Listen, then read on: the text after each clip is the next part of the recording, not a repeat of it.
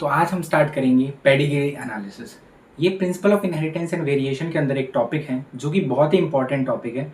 NEET में इससे हर साल 1 या 2 क्वेश्चन पेडिग्री एनालिसिस के ऊपर आते हैं और जो मैक्सिमम बच्चों का गलत हो जाता है क्योंकि ये थोड़ा कैलकुलेटिव पार्ट है। बाकी तो मेंडल के लॉज हैं, law of dominance, law of segregation, ये सब थोड़ा ईजी रहता है, बट इस पार्ट से क्वेश्चन गलत हो जाते हैं। हमें इसी पार्ट को अच्छा करना है। इस वीडियो के बाद आपका पेडिग्री एनालिसिस कभी गलत नहीं होगा। तो चलिए स्टार्ट करते हैं। मैंने यहाँ पे एक नीट 2025 का क्वेश्चन लिया है, हम उससे समझेंगे कि पेडिग्री एनालिसिस को कैसे करते हैं। तो क्वेश्चन में बोलते हैं कि with the help of given pedigree find out the probability for the birth of a child having no disease and being a carrier in F3 generation. Question बोलता है कि हमें प्रोबेबिलिटी फाइंड करनी है जो चाइल्ड बर्थ लेगा उस child में ना तो कोई डिसीज होनी चाहिए ना ही वो कैरियर होना चाहिए। तो हम ऐसे क्वेश्चंस को कैसे करेंगे, हम पेडिग्री को कैसे करेंगे। तो ये पेडिग्री दिया हुआ था नीट में और हमें ये F3 जनरेशन में बताना है कि जो चाइल्ड F3 जनरेशन में चारों जो चाइल्ड हुए हैं उनमें ना तो कोई डिसीज होना चाहिए और ना ही वो कैरियर होने चाहिए। तो चलिए हम स्टार्ट करते हैं। सबसे पहले हम समझते हैं कि कितने तरह के पेडिग्री पॉसिबल है। तो एक तो होता है ऑटोसोमल डोमिनेंट, ऑटोसोमल डोमिनेंट। दूसरा होता है इसी में ऑटोसोमल रिसेसिव।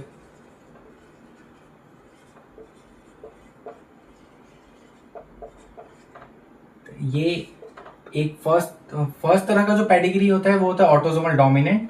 सेकंड तरह का जो पेडिग्री होता है वो होता है ऑटोसोमल रिसेसिव। थर्ड टाइप का जो पेडिग्री होता है वो होता है x linked dominant.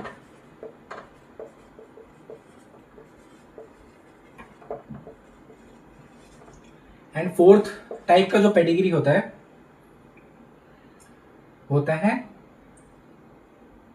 X linked recessive.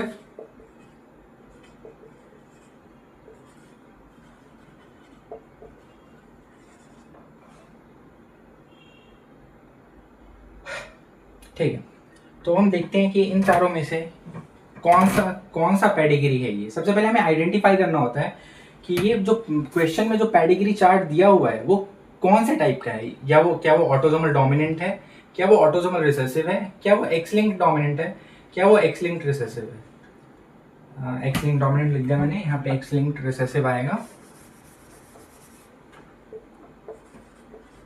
X linked recessive. तो हम सबसे पहले मैं आपको बता देता हूँ कि चेक कैसे करते हैं। जैसे अगर मेरे को चेक करना है कि ऑटोसोमल डोमिनेंट है तो एक एक करके मैं आपको बताता हूँ कि चेक कैसे करते हैं। सबसे पहले ऑटोसोमल डोमिनेंट में हम लोग देखते हैं कि क्या होता है। ऑटोसोमल डोमिनेंट मतलब डोमिनेंट का केस है। तो अगर ए है या फिर अगर हेट्रोजाइगस कंडीशन है या होमोजाइगस कंडीशन है तो ये दोनों ही कंडीशन में जो पर्सन होगा वो डिसीज्ड होगा, क्योंकि टाइप नाम से ही पता चल रहा है कि डोमिनेंट है। तो अगर या तो जीनोटाइप ये है हेट्रोजाइगस या फिर जीनोटाइप में दोनों डोमिनेंट है तो भी दोनों केस में ही डिसीज्ड होगा। जैसे अगर हम लोग देखते हैं मेंडल का जो क्रॉस होता है उसमें अगर कैपिटल टी है तो ये भी टॉल होता है, एंड अगर एक कैपिटल टी और एक स्मॉल टी है तो ये भी टॉल होता है। क्यों? क्योंकि जो कैपिटल टी है वो डोमिनेंट है स्मॉल टी के ऊपर, कैपिटल टी डोमिनेंट है और स्मॉल टी रिसेसिव है। तो इसलिए जो कैरेक्टर है वो कौन सा एक्सप्रेस होता है, टॉलनेस कैरेक्टर एक्सप्रेस होता है। वैसे ही जब हम पेडिग्री पढ़ते हैं तो जो ऑटोसोमल डोमिनेंट होता है उसमें एक भी अगर कैपिटल ए आ गया तो वो डोमिनेंट हो जाएगा, तो उस केस में वो डिसीज्ड होगा। अब जो केस हमें देखना है कि जिसमें पर्सन डिसीज्ड नहीं होगा तो उसमें वो सिर्फ एक ही केस होगा, वो होगा स्मॉल ए। इसमें जो पर्सन होगा वो डिसीज्ड नहीं होगा, वो अनडिसीज्ड होगा। ठीक है, और इस केस में डोमिनेंट के केस में आप लोग हमेशा एक बात याद रखिएगा, ये आपको बहुत ही ज्यादा हेल्प करेगा क्वेश्चंस को सॉल्व करने में, कि डोमिनेंट के केस में जब भी कोई डिसीज होता है तो उसमें कैरियर नहीं होता है। अभी हम कैरियर वाला भी केस देखेंगे कि किसमें कैरियर होता है, बट जब भी डोमिनेंट का केस होगा तो उसमें कैरियर नहीं होगा। अब जब मैंने यहाँ पे ऑटोसोमल डोमिनेंट बताया है तो यहीं पे मैं आपको ऑटोसोमल रिसेसिव बता देता हूँ कि उसमें कैसे डिफरेंशिएट करते हैं। ऑटोसोमल अगर रिसेसिव होगा तो उसका मैं आपको जीनोटाइप बताता हूँ कि हमें क्या लेना होता है। रिसेसिव है तो रिसेसिव में जो डिसीज्ड होगा उसका केस सिर्फ ये होगा, डिसीज्ड। और जो अनडिसीज्ड होगा उसका केस एक ये होगा और एक ये होगा, अनडिसीज्ड।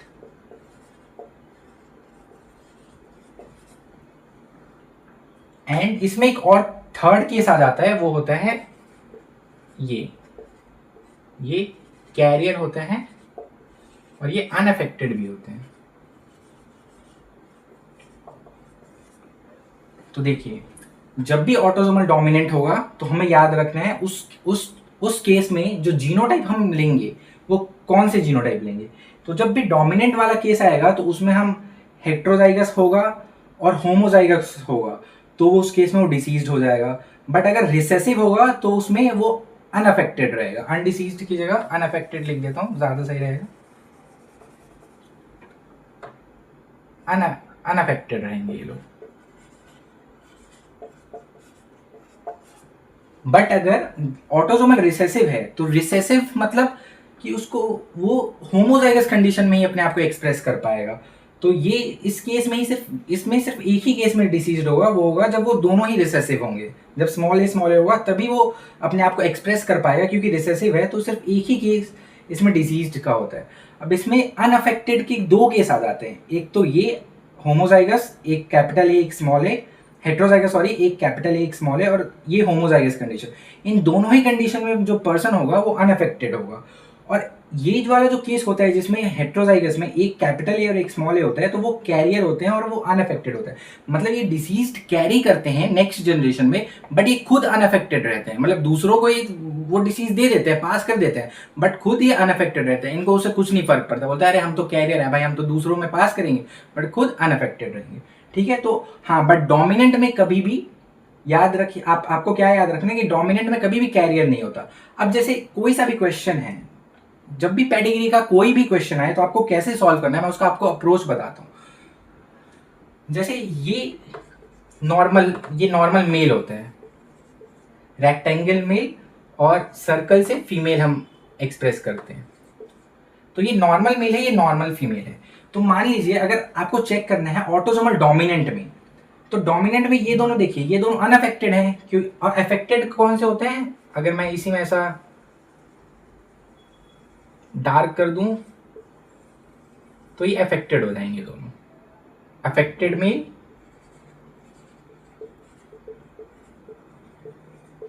And affected female.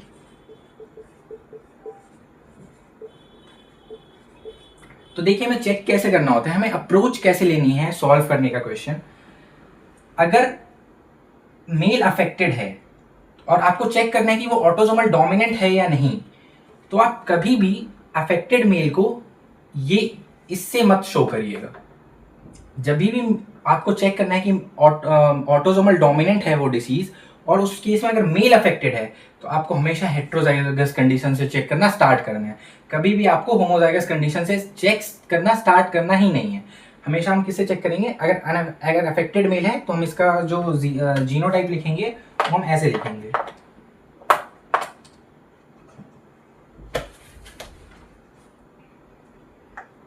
जो अफेक्टेड मेल है इसका हम जीनोटाइप हमेशा हेट्रोजाइगस से लिखेंगे।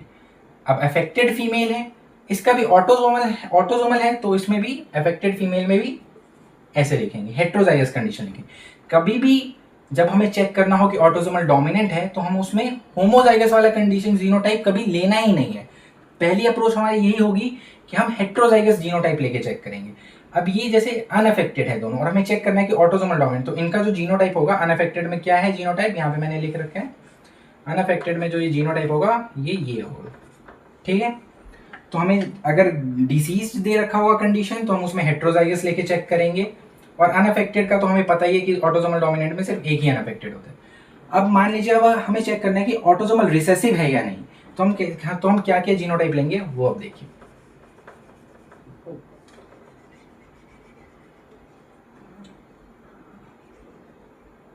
हाँ, अगर अब हमें चेक करना है कि ऑटोसोमल रिसेसिव है, तो डिसीज्ड कंडीशन में सिर्फ एक ही आएगा, डबल ए।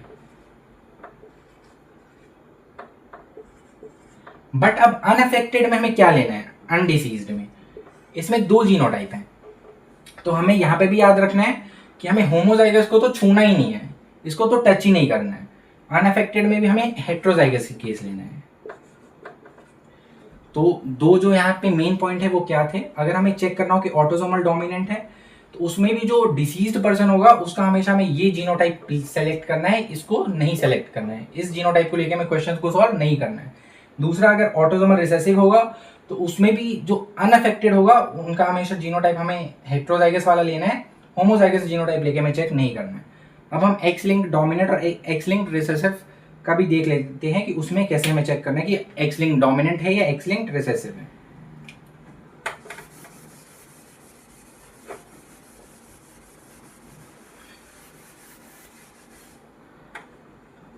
देखिए,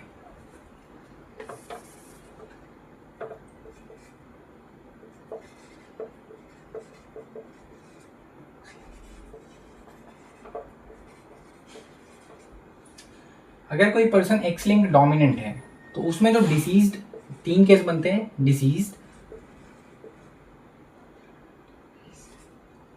इसमें अनअफेक्टेड, इसमें डोमिनेंट में कैरियर तो होता ही नहीं है जैसे मैंने आपको बताया था। तो डिसीज्ड का हम लोग जो जीनोटाइप लेंगे वो क्या लेंगे डोमिनेंट में,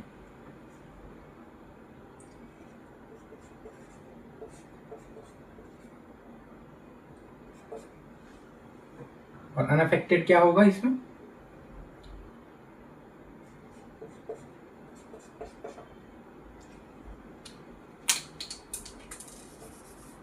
इस केस में ये अनअफेक्टेड होगा।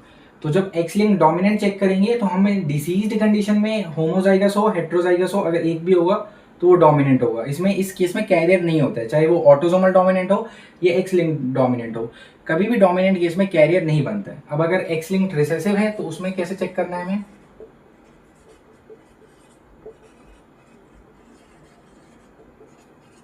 इस केस में 3 टाइप बनेंगे, एक डिसीज्ड, एक कैरियर, एक अनअफेक्टेड।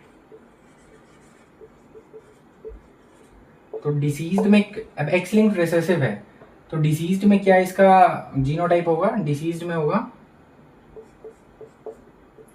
एक्स से एक्स, कैरियर क्या हो जाएगा इसमें एक्स से एक्स, और अनअफेक्टेड कौन से होंगे, एक्स से एक्स भी अनअफेक्टेड होगा इसमें, और रिसेसिव है तो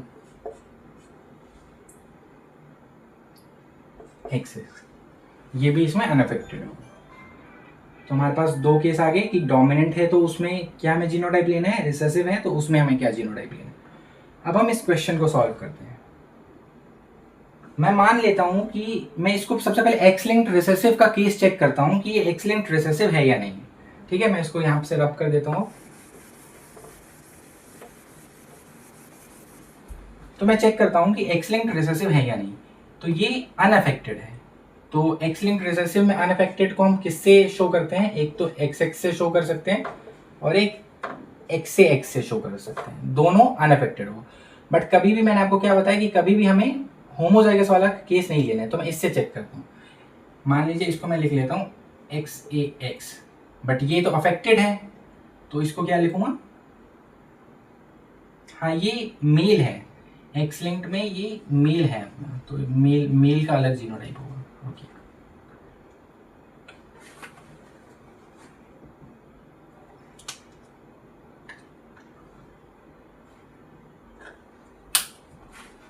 ये मेल अनअफेक्टेड है तो मेल अनअफेक्टेड हो जाएगा एक्स वाई, एंड ये अफेक्टेड फीमेल है बट रिसेसिव है तो रिसेसिव केस में क्या हो जाएगा एक्स से एक्स। ठीक है, ये मैंने ले लिया, ये अफेक्टेड फीमेल है, अफेक्टेड फीमेल है एंड ये अनअफेक्टेड मेल है। हम इन दोनों के बीच में जब क्रॉस हुआ तो इनके बच्चे आए ऐसे, तो हम देखते हैं इनके बीच में क्रॉस करवा के देख लेते हैं क्या आता है। एक्स वाई, एक्स से एक्स से, तो एक्स से एक्स, एक्स से एक्स, एक्स से वाई, एक्स से वाई। तो देखिए अब इसमें ये इनके चारों जो नेक्स्ट जनरेशन में है उनके जीनोटाइप्स हमने चारों निकाल लिए प्यूनेट स्क्वायर की हेल्प से। अब इसमें ये कैरियर है, ये साइन आप समझते हैं ना, जब ऐसा होता है तो ये कैरियर होता है। तो ये कैरियर आए हैं, देखिए हमारा इसमें कैरियर आ रहा है इस क्रॉस से, हाँ ये दोनों ऊपर वाले कैरियर आ रहे हैं और मेल अफेक्टेड आ रहे हैं, बट यहाँ पे मेल है ही नहीं, सिर्फ फीमेल्स है दो। तो अगर आपका जब आप ऐसा क्रॉस करेंगे, माने आपने पहले क्या अज्यूम किया कि मेल, मैं इसको एक्स लिंक्ड रिसेसिव का केस चेक कर रहा हूँ, तो उसमें क्या मैंने चेक किया कि मेल का जीनोटाइप कैसे लिखूंगा, मेल अनअफेक्टेड है तो एक्स वाई, फीमेल अफेक्टेड है बट मैं autosomal recessive X linked recessive check कर रहा हूँ, तो अफेक्टेड में दोनों ए अफेक्टेड आ जाएगा। इन दोनों के बीच में क्रॉस हुआ तो इनके एफ नॉट के दो बच्चे आए, एक तो ये एक ये एफ नॉट का प्रोजेनी नहीं है, ये तो एफ नॉट के सिर्फ ये दोनों प्रोजेनी है, ये तो यहाँ पे शादी की है इसने, तो ये अलग ही जनरेशन है, यहाँ पे एफ नॉट के सिर्फ दो ही प्रोजेनी है। तो अब देखिए इन दोनों में ये कैरियर है यहाँ पे, तो जब हमने क्रॉस कराया तो हमारे पास कैरियर आ रहे हैं ना एक्स से एक्स, तो हमारा फुलफिल हो गया, बाकी तीन नहीं है। बाकी अगर आपकी ये दोनों सेटिस्फाई नहीं कर रहे हैं तो भी आपको कोई जो भी आपका पेडिग्री चार्ट में दे रखा हो डायग्राम, उसमें से अगर आपका कोई भी एक जीनोटाइप आ जाए तो आपने वो क्रॉस सही किया है। तो चलिए अब यहाँ पे हम लिख लेते हैं इसका जीनोटाइप क्या होगा, एक्स ए एक्स, और ये अनअफेक्टेड दोबारा मेल आ गया तो यहाँ पे एक्स वाई लिख लूंगा। ये देखिए ये क्या है, एक्स ए एक्स आएगा यहाँ पे, क्योंकि ये कैरियर फीमेल है और ये अनअफेक्टेड मेल है, एक्स वाई, ठीक है। अब F1 जनरेशन हमने उसका जीनोटाइप लिख लिया, अब इन दोनों के बीच में क्रॉस हुआ है और इन दोनों के बीच में क्रॉस हुआ है, तो चलिए अब हम क्रॉस करवाते हैं फिर से।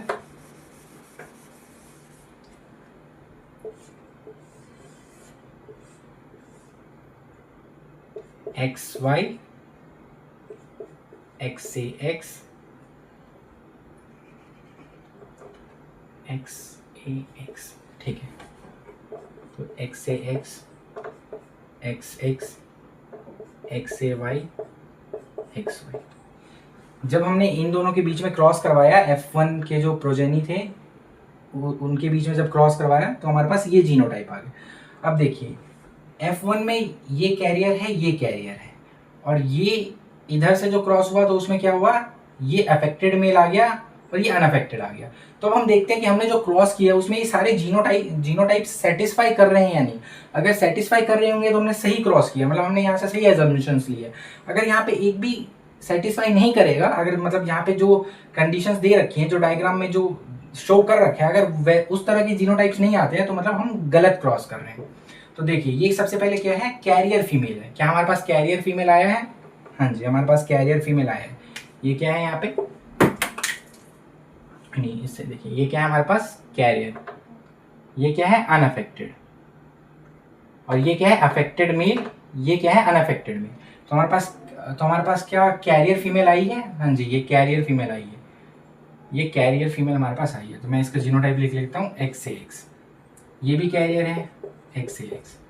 क्या हमारे पास अफेक्टेड मेल आए हैं? हाँ जी, हमारे पास अफेक्टेड मेल भी आए हैं, तो एक्स ए वाई ये अफेक्टेड मेल हो गए। क्या हमारे पास अनअफेक्टेड फीमेल आई है? हाँ, हमारे पास अनअफेक्टेड फीमेल आई है, हो गया। अब हमने F2 तक का जीनोटाइप सबका फाइंड कर लिया, अब हम F3 का जीनोटाइप फाइंड करते हैं। तो F3 के जीनोटाइप में इन दोनों के बीच में क्रॉस हुआ है, तो अब हम इन दोनों के बीच में क्रॉस करवा लेते हैं।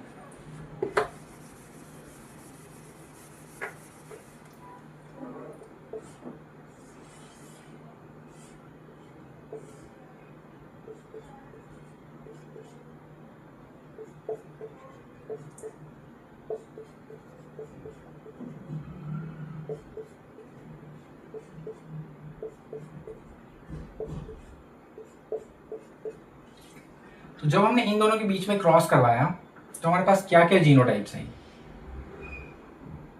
सबसे पहले हमारे पास आई अफेक्टेड फीमेल, तो मतलब ये जो फीमेल है ये इसका जीनोटाइप क्या हो जाएगा, अफेक्टेड है ये फीमेल, ठीक है। दूसरा आया अफेक्टेड मेल, तो इसको मैं सबसे पहले तो डार्क कर देता हूँ ना, अफेक्टेड फीमेल आ गई है। दूसरा आया अफेक्टेड मेल, तो इसको भी डार्क कर देते हैं, ये आ गया अफेक्टेड मेल। तीसरा हमारे पास आई कैरियर फीमेल। कैरियर फीमेल है तो ये हो गई कैरियर फीमेल XX। और फोर्थ हमारे पास क्या ऑप्शन आया, अनअफेक्टेड मेल, तो ये आ गया अपने पास अनअफेक्टेड मेल। अब हमसे क्वेश्चन में क्या पूछा था हम देखें तो, with the help of given pedigree find out the probability for the birth of a child having no disease and being a carrier. मतलब डिसीज भी नहीं होनी चाहिए और वो कैरियर होना चाहिए। तो अगर हम इस सब में देखें तो कैरियर कौन है यहाँ पे, ये तो अफेक्टेड हो गया, ये भी अफेक्टेड हो गया, ये अनअफेक्टेड है पर ये कैरियर नहीं है। कैरियर सिर्फ ये है और जो कि अनअफेक्टेड भी है। जैसा कि मैंने आपको बताया था कि ऑटोसोमल रिसेसिव में अनअफेक्टेड भी होता है और कैरियर भी होता है। तो इसमें क्या आ जाएगा, ऑटोसोमल रिसेसिव में जो अनअफेक्टेड होता है वो कैरियर भी होता है। तो इसमें क्या आ जाएगा, सिर्फ एक ही वो जीनोटाइप आया है जो कि अनअफेक्टेड है और कैरियर है, जो कि अनअफेक्टेड कैरियर है। तो 1/4 प्रोबेबिलिटी आ गई, यही है इसका आंसर। यहाँ पे आपको ऑप्शंस दिए होंगे 1/2, 1/4, 1/8, 1/6। तो उसमें से जो प्रोबेबिलिटी आई है वो क्या आई है, 1/4। 4 में से एक ऐसा प्रोजेनी आया है जो कि अनअफेक्टेड है एंड कैरियर है। वही हमसे पूछा था, of a child having no diseased and being a carrier in F3 generation. ये रहा F3 जनरेशन।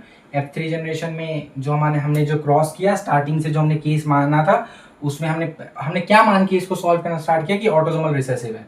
तो अनअफेक्टेड कैरियर जो हमें चाइल्ड चाहिए था, वो उसमें ना तो डिसीज चाहिए था और वो कैरियर चाहिए था। तो ये जो आया वो तो अपना डिसीज्ड आ गया, डिसीज्ड मेल आ गया।